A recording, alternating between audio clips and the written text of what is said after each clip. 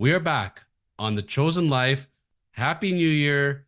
You've been asking for him, and he is back with us as promised in the new year. He is the one and only Wayne Frazer Jr. of Doug Laurie Sports. I'm Jonathan A. Hacohen, author of The Bible 3.0. My first book has finally launched and going to be in stores imminently. So make sure you get on Amazon, Barnes and Noble, click on it. And if you meet me on the street, I will sign it for you. And Wayne Frazer, welcome back. Happy New Year. And you got an interesting shirt behind you there. Well, since I assume we're going to be talking a little bit of football here, those are actually a sweatshirt and a jacket, sideline jacket that were worn in the filming of Remember the Titans. So they're actual movie props from the movie. Where did you come up with that, Wayne?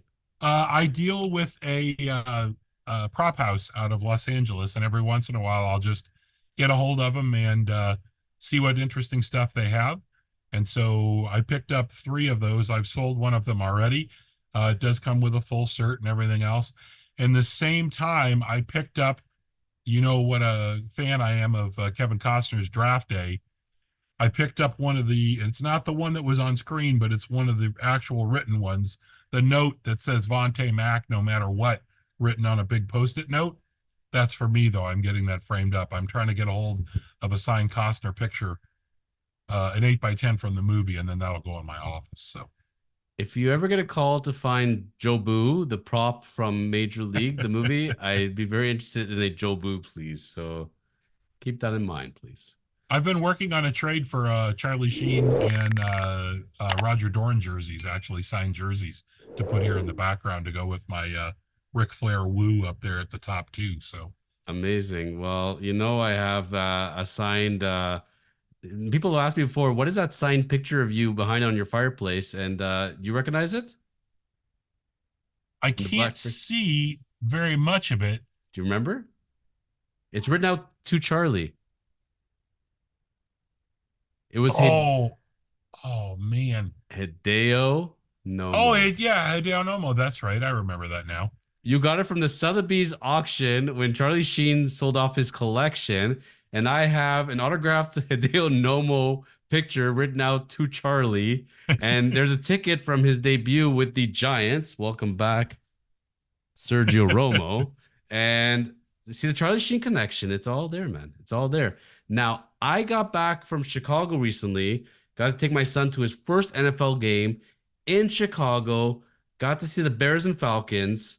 I got to say, it is absolutely incredible being in a live NFL game. If you are a passive fan or non-fan at all, but you like sports, don't watch NFL on TV. Go watch it live. And then, because my son has been playing Madden nonstop ever since we went.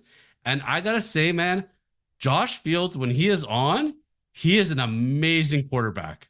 Wow. Yeah, it's really hard to get a good grasp on what the real deal is with Justin Fields because he clearly has all of the talent. He's a smart kid. He was saddled with some terrible coaching. Then there was what appeared to be a rift between him and the coaching staff that both of them said, no, it's not really a rift. When he has DJ Moore, when he has Cole Kmet, when they have a good running back in there, their line is okay. He looks good. What I'm afraid of is that I'm afraid, though, that because there's been a little bit of change in coaching staff and things like that, that they may deal him and try to go get, because they have the number one overall pick from Carolina, to go get Caleb Williams or something like that. Can I advise against that? No. I mean, I like Justin Fields. I think they like Justin Fields. But if you can get a second or a third for Justin Fields, and you can go get that guy, Caleb Williams or whoever the hell it is that you think is the next guy, well, I'm not going to fault them if they do that. If it was me, I would I would trade down out of the number one pick, and I would get a couple of players that I needed for the offensive line and maybe another big receiver. Let's say, for example, you can trade Fields for a top running back, for example. I know Mm-hmm. running back is not considered a premium position, but let's say you get an exceptional one or a top tight end or something along those lines. Is a second or third really enough for what could be a premium quarterback in this league, or are people that down on him? I think I think that people are down on Fields to a certain extent, but I also think it's just the lure. It's like Peter Griffin says, right? But it's the mystery box, Lois. Who knows what's in the mystery box, right? So you have Justin Fields, and he's pretty darn good and could become really good, but is probably not Jalen Hurts, let's say, right? But awfully good. Or maybe you have a chance to draft that next guy that you think he is going to be Jalen Hurts or Pat Mahomes or whatever else. I would not want to see them let him go at this point, but I think that they maybe have discovered that their roster is so good. It's pretty damn solid now. Their I mean, defense is unbelievable. and Wow. and Roshan Johnson and Khalil Herbert between the two of them, that's a pretty good running back tandem if you want to go forward with that, right? So if you don't burn that number one overall pick on a quarterback, and maybe you pick up, I don't know, I don't think you could not draft a quarterback at number one if you're the Bears. I don't think there's a lineman out there this year that you're going to skip those other guys. No, it's Caleb But Williams or bust at this yeah, point. but Yeah. maybe you can take that pick and you can move down to third and get a high second rounder and another player, just like you did, to get the pick this year when you moved down from Carolina, right? I'm almost seeing at this point, if they're going to go and move that pick, I want like a Herschel Walker type return. Like I Yeah. want something really substantial. I want to fill many, many holes at this point if I'm going to trade that pick. But otherwise, I think they are going to draft him. I hope they don't pull the 49ers and keep Fields as well. I don't think they can. But man, if I'm one of those 10 teams or so that need a quarterback, I'd happily trade a second or third for that guy. That guy is the best poor man's Michael Vick I've ever seen. Like he is so mobile out there and he can hurt you in so many ways. And he just looks so unafraid on every single play. It was just a pleasure to watch the guy. Well, I think that's the difference. I think you struck it right there. Is that look, they threw him into the fire pretty quickly, right? And he was running around out there without really any receivers, not knowing who his running back was. The line was okay, not great. That's tough, right? And then there was all the, well, we want him to stay in the pocket, right? And he was really bristling against that, I think. And you know what? Listen to your coach. I understand that, but if this is who you are, the Dennis Green, they are who we thought they were. You drafted Justin Fields to be that guy. So it's kind of like the old story of when the Bruins drafted Joe Thornton, and Joe was a magic passer and not a physical guy. And what did the Bruins do? Try to turn him into Phil Esposito. Hey, why don't you go in front of the net and get hit in the ass with a puck every 5 minutes? Why would you do that? So why would you take Justin Fields, who has all this natural ability and is a smart kid, and not just kind of let him learn for a couple of years? I think he's at that point now. I think you're now starting to see, hey, I don't have to run every time, but I also don't have to be afraid that the coaches are going to bite my head off if I do run on a play where they think I should have thrown. And his decision making is just going to get better and better. I mean, the NFC North also is. I like Detroit. Okay, Detroit's a really good team. I like Dan Campbell a lot. I don't want to talk about the illegal substitution thing, or I'm just going to get mad again. Um, but I really think there's a real opportunity here. I don't think the Packers are as good as everybody seems to think they are. I like Jordan Love, okay, but Chicago Bears fans certainly don't think so. yeah, and I don't think Minnesota. I think Minnesota is an unholy mess all of a sudden, right? Mm-hmm. So I think you have a really legitimate shot if you're the Bears next year. You might beat Minnesota twice. You might beat Green Bay twice. If you can split with the Lions home and home, you're 5-1, and then you go 400 out or 500 outside of the conference. You're going to end up 10-7, 11-6. You may not win the division, but you're going to get a good seed. You're probably getting a home playoff game. Isn't that enough? if you bring in Caleb Williams, is Caleb Williams going to do that for you in year one, or is he going to set your whole team back? It's basically like if you're the Bears, you're saying, okay, the clock got to here. Look at all the progress we made. Now let's set it back another 2 years and give this guy another 2 years. Are you going to draft Williams and then start Fields and let Williams sit on the bench? No, it's not going to work like that. And Fields is the heart and soul of that team. You can see how the players loved him on the field, how the fans were all over him. I can't see how you can rip it out like that. And I think he's just coming to his own. So I agree with you. It's funny though, because I started to think of a trade now. Kind of had me think about the Lions there because I remember going to watch the Lions a couple years back. And man, I love watching the Lions live, and I love when they get their touchdown song. You know, every NFL team has their touchdown song. Lions do it great. Looking back on that trade now, Stafford for Goff, who got the better end of that deal? The Rams got what they wanted for the short term. A Goff is the better long-term deal. Now, do I think Goff is going to be the quarterback in 2 years of the Lions? No, I don't. I actually really like Hendon Hooker a lot. Enough that I picked him up when my fantasy season was over with and put him on my bench. I really think that maybe not next year, but the year after that, I think he takes over, right? That's one of those trades where it worked out for everybody. The Rams, look, they were done with Goff. He needed to change his scenery. They needed a clear starter right away, a guy who was going to come in and be able to do all the things they needed to do, and they got that guy. For Now, that short period. yes, and if Sean McVay doesn't win Coach of the Year this year, everybody thought those guys were going to be 5-12, and they're in the playoffs, right? Playoffs. They've been the injuries have been terrible for them, right? They've done it with basically. It really pains me because I have Zach Evans sitting on my taxi squad, and everybody was like, "That guy's going to be amazing. He's going to get a shot." Have you heard of Kyron Williams? Good, because you're never going to hear from Zach Evans again, right? So, I mean, he's done an amazing job there, but that's one of those weird a trade that worked out the way it was supposed to work out, right?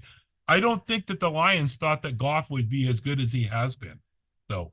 I think they thought, No. well, we're getting a guy who's going to be Steady. yes, a steady quarterback, a good, a steadying influence on the team, somebody that we can run the ball with, and instead he's been extremely good. And think about the fact too, they pretty much did all this without Jameson Williams, and here Williams is coming back now, and it's kind of like, who? We And have if I, Amon-Ra St. Brown, we have Laporta. Who the hell is Jameson Williams? and Lions fans were up in arms when Stafford got traded, and Yep. then they won the Super Bowl, and they said, "Oh Lord, now Stafford who?" Like there's been so many headaches over there with him. So you're right. It ended up working out for both sides. Where the other point today was all about busts, by the way, about NFL looking at the season surprises busts, and I've kind of been hinting at it. There's one story that's come out recently that has really had my britches in a knot, and it's Kenny Pickett. And I'm actually quite surprised at this story because watching a few of their games in the last couple of years, Pickett's one of those guys you want to feel good about the guy. He seems to be always injured, one way or the other. But when he's on the field, you see the potential. But you've heard the story that's come out now that he was not very happy about not being a starter. So apparently he refused to be the second string. What have you hearing about this? Because if this is true, Wayne, I think Pickett's days are done in Pittsburgh. I I have not heard absolute confirmation of that, but if it is true, especially with a guy like Mike Tomlin in the Steelers organization, yeah, the problem is if you're going to pull that kind of crap, you'd better be Terry Bradshaw. You'd better be Bubby Brister. No, not Bubby Brister, but you better be somebody bigger than Kenny Pickett is right now to be able to pull that off. You shouldn't pull it at any point, right?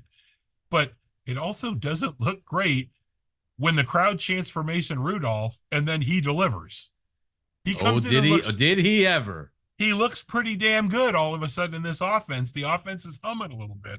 And, they're talking about, is Pickett going to play in week 18? Why would he? Why would you play him? Why would you screw with the chemistry you have right now? Right. So I I wasn't sold on Pickett when they took him. I kind of thought I wasn't sold on George Pickens either, but I like Pickens okay, right? But Kenny Pickett, I kind of thought, I don't know. I get the appeal, especially from where he's from and all that kind of stuff, but I just don't know that this guy is going to really be anything amazing, right? He just looks like a guy to me more than anything else. And he may not, if Mason Rudolph can come in and run your team the way that he has for the last couple of weeks, Kenny Pickett might not even be just a guy. He might not be a guy at all. And I gotta say, man, it's been an interesting season. Certainly, there's been quite a bit of upsets, and when you go to look at the standings, you're like, "Oh, Baltimore is the best team. How did this happen? Detroit's in there." So, looking overall at the NFL season as we're approaching the playoffs now, Wayne, you being the NFL guru, what have been your biggest surprises so far, the NFL general, and what have been your biggest disappointments? Well, I would say my biggest surprise is that nobody has really been able to grab the league by the throat and shake it to death before we get to the playoffs. I mean, we all knew the 49ers were going to be really good this year. We all knew that the Eagles were going to be really good. We thought that the Cowboys were going to be really good. I And they are mean, when they're not on the road, right? that's true. Um, you know, and we knew that certain teams were going to be really bad, right?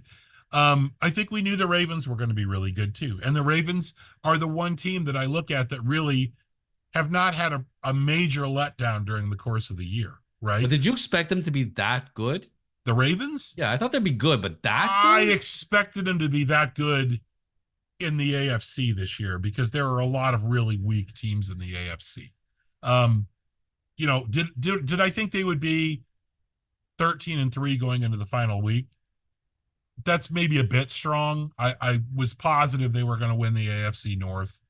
Um, you know, that's not much of there's not much guesswork to be had there, unfortunately. Um, you know, but I think looking at the Eagles, them sort of collapsing, how up like the Cowboys are just terrible sometimes.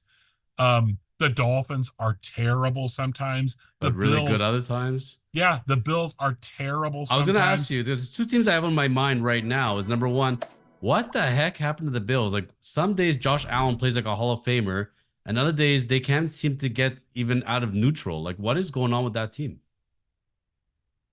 I think that's all Josh Allen. I really do. I like to watch Josh Allen play. Mhm. And I think if I was Sean McDonough, I would rather have uh, anybody else in the world as my quarterback than Josh Allen. And Sean McDonough would never say that, but there is no lead that is safe with Josh Allen in either direction. And Sean McDonough, God forbid he makes another reference to the 9/11 hijackers. I still can't figure that one out. But can you imagine standing on the sideline with a team as good as you think as they are, as the Bills, and watching Allen throw pick, double coverage, running with the ball when he doesn't need to be running with the ball? I mean, I don't know. If you put some other quarterback in there, are the Bills going to be the Bills? No, they're not, because Josh Allen is a huge part of their identity. Is that necessarily a bad thing? I think the Bills would be 10-6 or 11-5 if you had Tyrod Taylor as their quarterback. They might be better. What if they had They're Jared Goff? I was thinking Jared Goff, but I thought I don't want to tamper with the Lions mojo by even thinking that, right?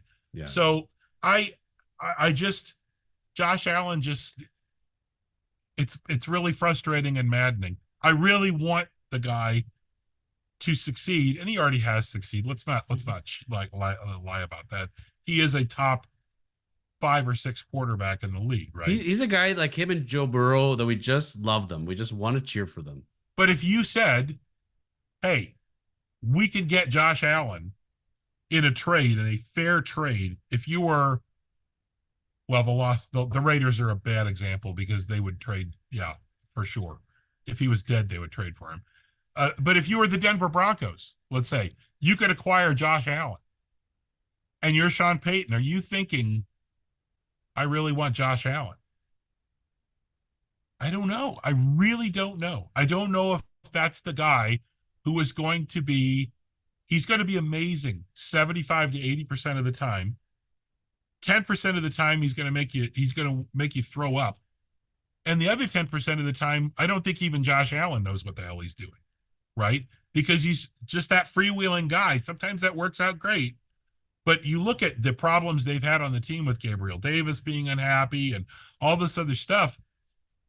Sometimes it's better to just have a guy to hand the ball off 30 times and let your defense win a few games. And I just don't see that Allen can be controlled and consistent all the way through a playoff year where he's going to win the Super Bowl. I have my doubts. Speaking of teams with a lot of doubts and making you want to throw up, the Cleveland Browns. I wanted to ask you about them because, they signed Deshaun Watson to that crazy contract when nobody wanted him, seemingly. How are they still relevant? What is going on there? Good defense, run the ball 30 or 35 times a game, and bring in a game manager. That turns out not to really be a game manager. God love Joe Flacco. Like, if you'd have told me at the beginning of the season, somebody's going to sign him to fill in as an injury guy at the end of the year, I would have been, I don't want to watch that game. He's going to get murdered, right? And instead, well, first off, looks great out hello, there. David Njoku, possibly the most underrated, underused tight end in the NFL is on the white courtesy phone, and Joe Flacco picked it up where the Browns coaching staff and all their other quarterbacks didn't do it. And all of a sudden, he's amazing, right? Just fantastic. You develop Flacco. I think one of the really smart things he did was when he came in, I think he targeted Njoku and thought, this is a guy I can throw the ball to. He's friggin' huge. He's got good hands. Mm-hmm. And the other teams don't think he's very good because they haven't targeted him all that much. So here's a guy I can throw to right away. He's going to make me look good, right? Especially that Flacco's not all that mobile, right? The same way that a lot of what turned Justin Fields' season or career around is all of a sudden, hey, I have a great idea. Let's throw it to DJ Moore 15 times a game. That usually works out pretty damn good, right? Throw it to the guy who can catch the friggin' ball. Take note, Kansas City. You might want to look into it. So, yeah, did I expect Cleveland to be this?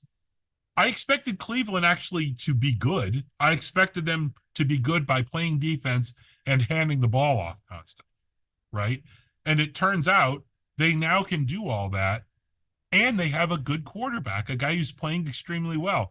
Do I think if they matched up against Baltimore in the playoffs at some point, that they would win that game? No, I do not. I think the Ravens are pretty much going to run right through everybody in the AFC this year.